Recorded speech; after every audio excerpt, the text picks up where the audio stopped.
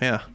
So You and Douds, I'm sorry Douds isn't here today, but you guys are doing a great job. And I know it's a lot of hard work. You guys have been grunting and groaning and showing up at rinks, and you got to be very resourceful to do what you've done, and you've done a great job.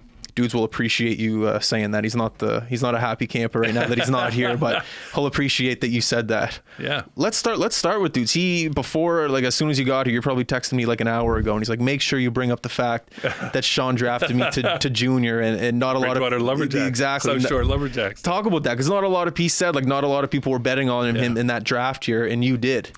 Yeah, well, I watched Douds as a kid.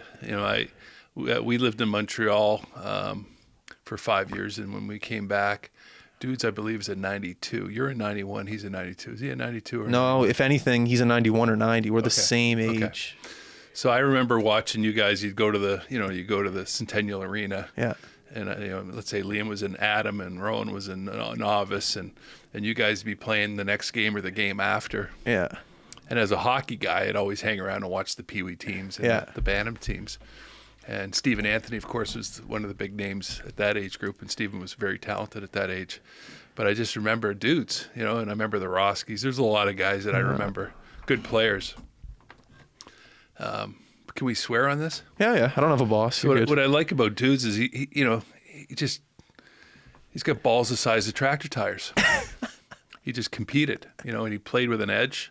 He was honest. He wasn't dirty in a malicious way, but he competed for every inch. And I like that. You don't learn that. You don't go to hockey school for that. It's bred into you. And I just always took a shine to him. And then when we had an opportunity, I was working with Jim Bottomley, and Jim was always a pleasure to deal with. And when we came to draft time, Jim didn't get out and do the work and see the kids. He relied on me heavily for that.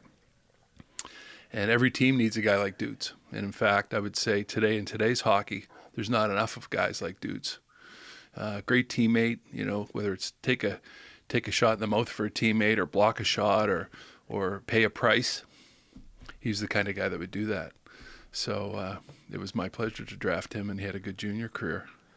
And he was exactly what I thought he'd be. Yeah. Ultimate team guy, warrior, showed up every day. And nothing was ever given to him. Yeah.